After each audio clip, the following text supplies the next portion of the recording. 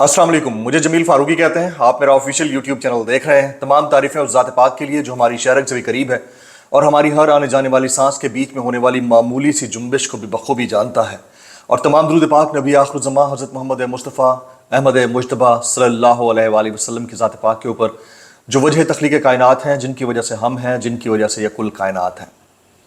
یہ جو ابتدائی کلمات ہیں آج کہنا بہت ضروری ہے کیونکہ معاملہ انتہائی سنگین اور سینسٹیو ہے. لیکن پاکستان جیسے ملک کے اندر کسی بھی مذہبی معاملے کو ہوا دے کر اپنی غلیظ سیاست چمکانے کی روش آج کی نہیں، بہت پرانی ہے. سب سے پہلے تو یہ بات ہمیں طے کر لینی چاہیے کہ ہر وہ شخص جو نبی اکرم صلی اللہ علیہ وآلہ وسلم کی ذات کے حوالے سے کوئی بھی رتی برابر بھی بغض رکھتا ہے، وہ شخص ہماری نظر میں ٹھیک نہیں ہے. اور ایسی ہی کوئی بات سلمان رشدی سے منسوب ہے اور اس سے متعلق مسلمانان پاک و ہند اور پوری دنیا کے مسلمان جو رائے رکھتے ہیں وہ ہم سب کے سامنے ہیں. لیکن پاکستان کے اندر کیا ہو رہا ہے اس کے اوپر بات کرنا بنتی ہے. ہم گزشتہ ایک عرصے سے یہ وٹنس کر رہے ہیں کہ پاکستان میں ایک مخصوص لابی مذہب کارڈ کا استعمال کر کے اپنی سیاست کو بچانے کے لیے اور دوسرے کی سیاست یا شخصیت کا بیڑا غرق کرنے کے لیے باقاعدہ طور پر برسر پیکار ہے. آپ کو یاد ہوگا نون لیگ کے ہی گزشتہ 16 سالہ دور حکومت کے دوران سرکاری ٹی وی کے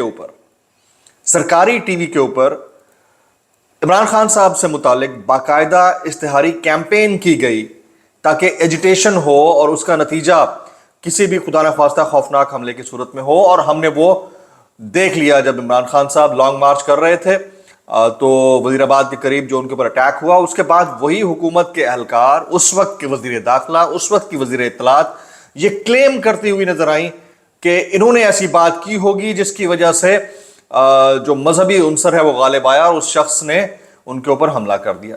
یہ ایک عمومی رویہ ہے پاکستان کی سیاست کا. اب پھر گزشتہ روز میں اس پہ اوپر ڈیٹیل میں بات 2 دن سے کرنا چاہ رہا تھا، نہیں کر رہا تھا کیونکہ معاملہ بہت سینسٹیو ہے اور اس سینسٹیو معاملے کے اوپر بہت دھیان کے ساتھ بات کرنے کی ضرورت ہے. گزشتہ روز عطا تارڑ صاحب نے 1-2 دن پہلے ایک پریس کانفرنس کر ڈالی. اس پریس کانفرنس میں جیفری رابرٹسن جو کہ وکیل رہے ہیں سلمان رشدی کے، ان سے متعلق بات کرتے ہوئے کہا کہ عمران خان صاحب کی جو جماعت ہے انہوں نے جیفری رابرٹسن کی خدمات انٹرنیشنل عدالتوں کے لیے حاصل کرنی ہے. سب سے پہلے تو وکیل جو ہے اس کا کام وکالت کرنا ہوتا ہے. جیسے خواجہ حارث صاحب نون لیگ کے بھی وکیل رہے ہیں، ساکھ ڈار کے بھی رہے ہیں، باقیوں کے بھی رہے ہیں. اسی طرح سے اور دیگر معاملات کے اگر دیکھا جائے تو خود جیفری رابرٹسن، ان کی جو لا فرم ہے ڈی اسٹریٹ چیمبرز، اس کے یہ ہیڈ ہیں. انہوں نے 3 اور پاکستانی شخصیات، اس کے علاوہ اور بھی بہت ساری ہیں، جن میں سب سے پہلا نام آتا ہے لیٹیگیشن کیس میں اسحاق ڈار صاحب کا، ان کو سروسز پرووائڈ کی ہیں اپنی سربراہی میں. اور یہ اٹس اے نون فیکٹ، مطلب اس میں دوسری کوئی بات ہی نہیں ہے، ایوری بڈی نوز. لیکن عطا تارڑ صاحب نے اپنی پریس کانفرنس میں اس کا تذکرہ کہیں نہیں کیا. میں جسٹیفائی نہیں کر رہا. سب سے پہلے تو میں چاہتا ہوں میں یہ بات کلیئر کر دوں، مجھے ایسا لگتا ہے کہ اگر پی ٹی آئی نے ان کی خدمات نہیں لینی چاہیے تھی، کیونکہ عمران خان صاحب کا ایک پرٹنیٹ سٹانس رہا ہے، خاص طور پر جب سلمان رشدی کی کتاب کی رونمائی کا معاملہ آیا تھا تو وہ سٹیج پر جانا انہوں نے گوارا نہیں کیا تھا، اور بڑا کھلا اس کے اوپر انہوں نے اسٹیٹمنٹ دیا تھا کہ ایسا شخص جو نبی اکرم صلی اللہ علیہ وآلہ وسلم کی ذات پاک کے اوپر دشنام ترازی کرتا ہے، ایسے شخص کے ساتھ میں کھڑے ہونا پسند نہیں کرتا. یہ عمران خان صاحب ہی تھے نا. عمران خان صاحب جیل میں بیٹھ کے اندر سے تو نہیں انسٹرکشنز دے رہے، ان سے تو وکلا کو بھی بہت کم ملنے دیا جا رہا ہے. لیکن ان کی پارٹی کو بہرحال سوچنا چاہیے تھا. بٹ میں ذرا 2-3 چیزیں اور اس میں ایڈ کرنا چاہ رہا ہوں، یہ سننے والی ہیں. اسحاق ڈار صاحب کے لیے سروسز لی گئی ہیں، ٹھیک. ناصر بٹ صاحب جنہوں نے حال ہی میں سما ٹیلی ویژن سے متعلق جو کیس تھا D G T V channel کا، وہ انہوں نے ون کیا. ناصر بٹ صاحب نے کس کی خدمات لی؟ Geoffrey Robertson. میر شکیل الرحمان صاحب جیو گروپ کے ایڈیٹر ان چیف، انہوں نے کس کی خدمات لیں؟ اسی لا فرم کی، جیفری رابرٹسن. ان کا تذکرہ طاہر صاحب نے اپنی پریس کانفرنس میں کیوں نہیں کیا؟ یہ سوچنے والی بات ہے.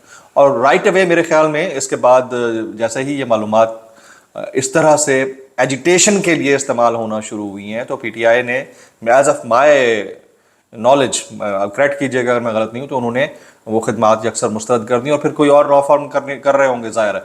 بٹ اگین کسی کی جان کو خطرات میں ڈالنے کے لیے اگر اس طرح کی پریس کانفرنسز کر کے ذاتی فوائد کے استعمال کے لیے مذہب کو سامنے رکھا جاتا ہے اور مذہب کارڈ یوز کر کے اپنے فائدے حاصل کرنے کے لیے اور دوسرے کی زندگی خطرے میں ڈالنے کے لیے کوئی سیاسی کام کیا جاتا ہے تو وہ اتنا ہی کنڈیمیبل ہے، اتنا ہی کنڈیمیبل ہے. اگر آپ کو اتنا تکلیف اور درد تھی، ہم ٹاکنگ اباؤٹ موصوف عطا طاہر صاحب اینڈ کمپنی اور باقی جتنے بھی لوگ تھے، اگر ان کو یہ معاملہ تھا تو ان کو سب سے پہلے میر شکیل الرحمان کا نام لینا چاہیے تھا، ناصر بٹ صاحب کا، اسحاق ڈار صاحب کا جو وزیر خزانہ رہ کے ابھی لندن بیٹھے ہیں، ان سب کا نام لینا چاہیے تھا. اس کے بعد حالات اور واقعات کے اوپر بات کرنی چاہیے تھی، لیکن ویسا نہ ہو سکا. تو یہ بھی ریئلائز کرنا چاہیے کہ پاکستان دین کو لے کر، مذہب کو لے کر ایک سینسٹیو ٹیریٹری ہے اور وہاں ایسی بات کرتے ہوئے 10,000 دفعہ سوچنا چاہیے کہ کسی کی جان اس سے خطرے میں نہ آ جائے، چاہے وہ کسی کی بھی ہو، چاہے وہ کسی بھی شخص کی ہو، اس کی جان خطرے میں نہ آئے. لیکن افسوس کے ساتھ یہاں پر ایسا ہوتا ہے اور ہوتا آ رہا ہے اور اس کو کوئی ریئلائز کرنے کو تیار نہیں ہے، کوئی بھی ریئلائز کرنے کو تیار نہیں ہے. بس وہ کہتے ہیں نا کہ جس کا جو دل پہ آتا ہے وہ کرتا چلا جاتا ہے. اب ہم بات کر لیتے ہیں عمران خان صاحب کے ساتھ انڈر ڈسکشن معاملات کی. عمران خان صاحب ڈسکشن کے لیے تیار ہیں. کل ان کے وکیل نے اٹک جیل کے باہر ہی کہا تھا کہ وہ ڈسکشن کے لیے تیار ہیں، لیکن that would be a single point agenda, one point agenda کیا ہے کہ وہ صرف اور صرف 90 دن میں الیکشن کے اوپر بات کرنے کے لیے تیار ہیں، اس کے علاوہ کسی اور دوسرے معاملے کے اوپر نہیں. ایک دو ہائی پروفائل میٹنگز کی بات چل رہی ہے کہ ہائی پروفائل میٹنگز ہوئی ہیں اور ان ہائی پروفائل میٹنگز کے اندر کچھ ڈسکشنز زیر بحث آئی ہیں، کچھ باتیں زیر بحث آئی ہیں. تو وہ باتیں اپنی جگہ پر، لیکن جو پاکستان مسلم لیگ نواز اور دیگر جماعتوں نے ایک چیز پروپیگیٹ کر رکھی ہے کہ بشرا بی بی کے ذریعے خان صاحب کو ملک سے باہر بھیجنے کی کوئی ڈیل ہو رہی ہے، تو اس کے اوپر ان کے وکیلوں کے مطابق، یعنی عمران خان صاحب کے وکلاء کے مطابق، کیونکہ وہ واحد سورس ہیں جو وہاں سے آپ کو انفارمیشن دے سکتے ہیں، ان کے وکلاء کے مطابق ایسی کوئی چیز زیر بحث نہیں ہے اور ایسی چیز کوئی انڈر ڈسکشن نہیں ہے. اور عمران خان صاحب نے کلیئر کٹ کہا ہے کہ وہ ملک چھوڑ کر نہیں جائیں گے، ملک کے اندر ہی رہیں گے، انہیں کسی قسم کا کوئی این آر او نہیں چاہیے. وہ کسی بھی مقتدر قوت یا پھر سیاسی پارٹی سے بات صرف ایک پوائنٹ ایجنڈے کے اوپر کریں گے اور اس ایک ون پوائنٹ ایجنڈے کا نام ہے انتخابات کا بر وقت انعقاد یا 90 دن کے اندر انعقاد. باہر باتیں کس طرح پھیلائی جاتی ہیں وہ آپ اور ہمارے سامنے ہیں. اسپیکولیٹو سٹوریز زیادہ ہوتی ہیں، آپ سوشل میڈیا پر جا کر دیکھ لیں، ہیجان مچا ہوا ہوتا ہے، لیکن حقائق بالکل اس سے برعکس ہوتے ہیں. تو کل ان کے وکیل گور خان صاحب کی بات کو لے کر بھی ایک پیس پروپیگیٹ کی گئی. دیکھیں جی اب عمران خان صاحب تو این آر او مانگ رہے ہیں. تو جو ہم تک مصدقہ اطلاعات آ رہی ہیں وہ سب سے اہم ہیں، وہ آپ تک شیئر کرنا ضروری ہے کہ ایسا کچھ نہیں ہے. صرف یہ کہا گیا ہے کہ بات کرنے کو تیار ہوں تو صرف اور صرف 90 دن کے اندر الیکشن کرانے کے اوپر بات کرنے کو تیار ہوں، اس کے علاوہ دوسری بات نہیں ہے. اب ہم بات کر لیتے ہیں خان صاحب کے اوپر کیسز کی. ایک تو جیل کے اندر سماعت ہو رہی ہے اسپیشل کورٹ کی اور آفیشیل سیکرٹ ایکٹ کے معاملے کے اوپر، اور منڈے تک یہ کلیئر ہو جائے گا ان کو اس پہ ضمانت ملتی ہے نہیں ملتی. ہو سکتا ہے نیکسٹ ویک کے اندر ہو جائے. لیکن اگر اس کیس سے ان کی جان چھوٹتی ہے، پہلے توشہ خانہ تھا، پھر آفیشیل سیکرٹ ایکٹ تھا، اس میں اگر جان چھوٹتی ہے تو پھر القادر یونیورسٹی کیس ہے، پھر اس کے بعد تقریباً 150 سے زائد کیسز کی ایک لمبی فہرست ہے. تو جو اطلاعات ہیں وہ یہی ہیں کہ اتنی جلدی خان صاحب جو ہے وہ جیل سے باہر نہیں آئیں گے، کیونکہ ظاہر ہے کہ ان سارے کیسز کو انہیں فیس کرنا ہوگا. اس دوران کیا حالات بنتے ہیں، پاکستان کے اندر الیکشن ہوتے ہیں نہیں ہوتے، ڈالر 300 کراس کر چکا ہے، پیٹرول 300 کراس کر چکا ہے، عام آدمی کا جینا محال ہو چکا ہے. یہاں تک خبریں آ رہی ہیں کہ پاکستان کے اندر طول و عرض میں لوگ جو ہیں وہ احتجاج کر رہے ہیں اور ان کا احتجاج کی جو کوریج ہے وہ بھی پراپر نہیں ہے. یہ حالات ہیں ملک کے، اس میں دوسری کوئی رائے نہیں ہے. ایسی صورتحال کے اندر ایک عام آدمی کیا سوچتا ہے اس ملک کے لیے؟